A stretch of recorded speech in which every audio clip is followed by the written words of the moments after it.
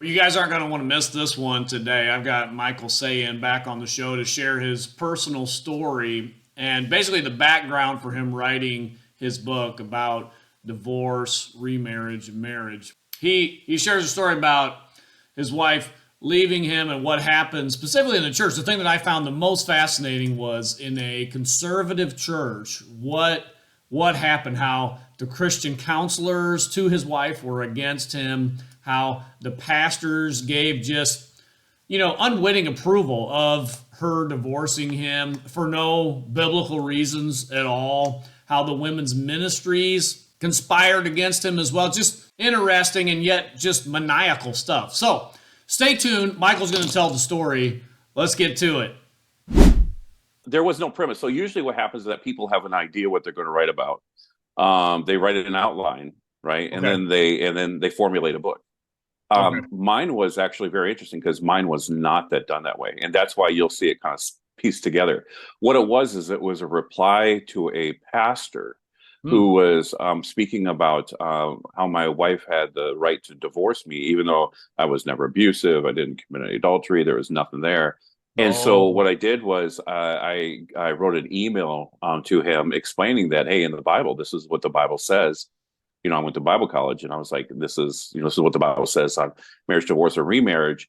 yeah. And then we corresponded a little bit, and then I just took that email, the exact email, and then I made it a blog. I just stuck it on a blog post, and then I Oh, just started expanding more and more on some of the principles.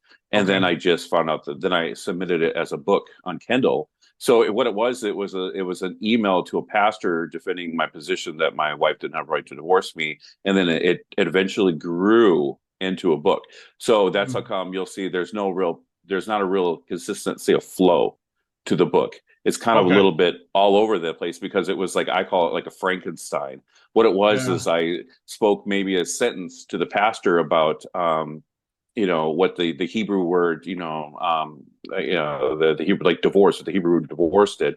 And then what I did was when I was writing the book, I would just expand that principle and talk more about it. So what happened was during the time of my divorce, I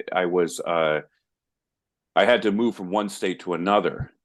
Hmm. And I asked my pastors at the church, I like, what should I do? And this is what they said, because she left in one day. She gave me a Dear John letter. She was, I'm in a totally different state, super far away, right?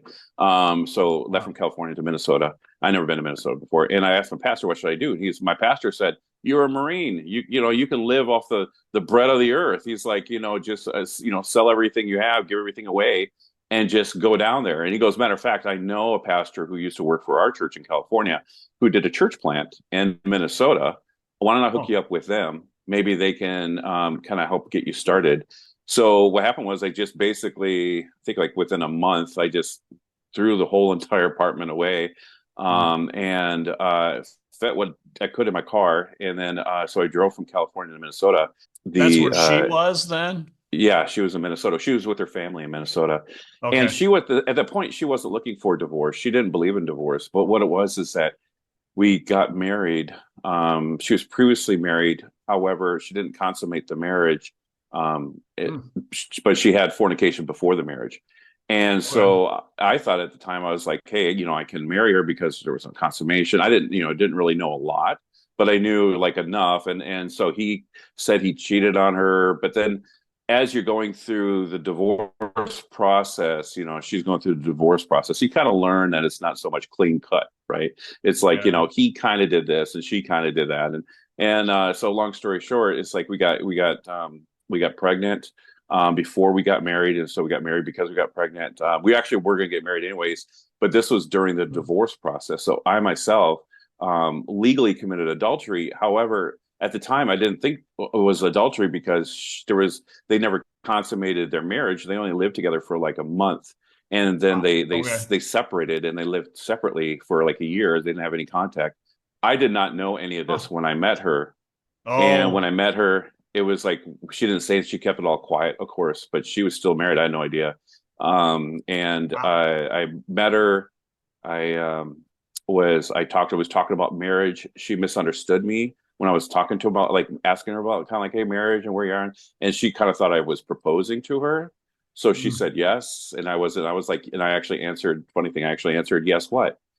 So, but she was like, "Yes, I'll marry you," and I was like, well, that wasn't the question." And I was just wondering, like, like, hey, what are the steps that I do? I need to talk to your dad? Like, what are I had no idea, and so we did a pre-marriage class. But long story short, after we were engaged, and I talked to her father, her whole side of her family didn't even know she was married. And then after I talked to her Wow. family and asked for the blessing and the whole thing, and then she said to me, "Hey, I got to come clean." She goes, "I'm married," and I was like, thought it was a joke. I was like, "Oh yeah, Yeah. that's really funny." She's like, "No, I'm legally married. I got married in like 1 month, and it was it was a really quick thing. He was prison.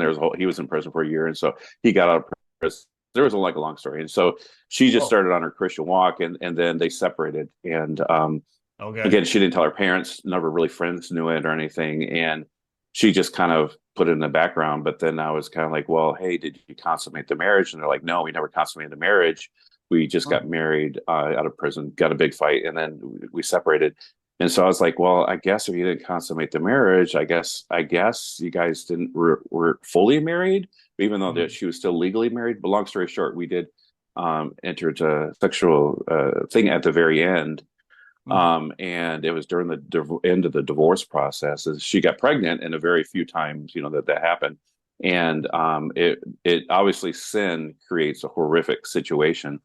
Mm. So we got married, and then a year later, she left me with our a 1.5 year old, 1 year 10 month old child to Wow. Minnesota. Yeah, so it was a really chaotic thing. And then so I was like, hey, I want to do the right thing, and I was talking to pastors. And that's where the whole book came into being, and God really showed Oh. me the truth as I was going through the divorce. Yeah, no, that's good. I like to hear the background of it. Yeah, so it really what it was is, out of six pastors, this is really interesting. Mm. So my wife at the time, she was like, hey, I want a divorce, and everybody in the church was like, oh yeah, you can divorce him, he's emotionally abusive, he's legalistic, you can totally divorce him. And I'm like, are you, you're What? kidding me, right? And she got this really from the women's ministry. So the women's ministry Mm. was encouraging her to divorce me. And then she got Christian Wow. counseling, and the Christian counselor told her to divorce me and told her to leave me, but just give me a heads up. And I know this because when she left, the day that she left, I called the church. I'm like, hey, I can't find my wife. I can't find my baby, and half the stuff's gone in the house. The counselor was like, oh, shoot. I told her not to do that. Their exact words were, the counselor was like, oh, shoot, I told her not to do it. Yeah, she left you. I told her not to do it quick, and but yeah, so they all knew about this, once Did the months, counselor weeks in work for the advance. church? Yeah, the church actually appointed her as our marriage counselor. Wow. So I Okay. was like, wait a minute, I went to Bible college. I was like, no, there's no adultery, there's no physical violence, there's no verbal violence, there's no emotional violence. I'm like, we only were married for a year, we only knew each other for like a year and a half, a year and three-fourths, and I was like, no, we made a mistake going into this, but I was like, no, I was a pretty good guy, and so I was Yeah. like, there's no reason. So I talked to the wife, and I said, hey, are you, she's like, hey, I'm willing to go through counseling. I was like, or something like that. And I was like, oh, well, okay, well, I don't really believe in counseling. I said, let's talk to a few pastors. And she goes, absolutely. She goes, I'll talk to as many pastors as you want. This is before the divorce. And so out of the six pastors that we went to, This is all in six of Minnesota, this is in California and Minnesota. California, All and Minnesota. and Okay. Minnesota, right? All six pastors told her that they believe she had a biblical reason to divorce me. And I'm like, oh my gosh, I must be drinking crazy pills. Like, you did a thing on Skip Heitzig, right? Yeah. Well, a lot of Yeah. the churches I was going to Calvary Chapel, I Skip Heitzig and those kind of guys were my pastor. So that's the church that Whoa. I went to. Yeah. So I went to Bible college, and those guys were my Bible college teachers. A lot of those guys, not Skip Heitzig exactly, but a lot of those guys in that realm of the Calvary Chapel. And they're Yeah. all Okay. six and from different denominations were like, oh yeah, you can leave them, you can divorce them. I was What was like, their that's reasoning then? What did they say that, oh, yeah, you have biblical grounds? so pretty much all of them. The biblical grounds was, oh yeah, he's legalistic, pharisaical, and because I believe in this patriarchy. And they said, Oh. and then a couple of them mentioned, oh yeah, there was, he's emotionally abusive, and that was their reason to be like, oh yeah, that's good enough to go. And I was like, no, wait a minute. At the pulpit, they don't mention that, oh, yeah, it's okay to leave men for being emotionally abusive. It's always like, oh, yeah, physical abuse and adultery. They're like really strict, right? But when it came Can to you sexual, define what is emotional abuse even defined as? yeah, Like, saying something that you don't like or you don't agree with, and then not having good argumentative skills, like not having good being able to argue, right? And what do they call that? When a couple, they're supposed to have, I forgot the exact word, but they're saying one of the signs of people are going through a divorce is when they have a problem and they're not able to talk together like adults to work through a problem, right? They don't have good problem, work problem skills. okay, And problem so in solving problem skills. solving skills, like, kind of think what you need in the marriage. Yeah. And I'm a super beta guy. Like I admit it, super simp, super beta guy.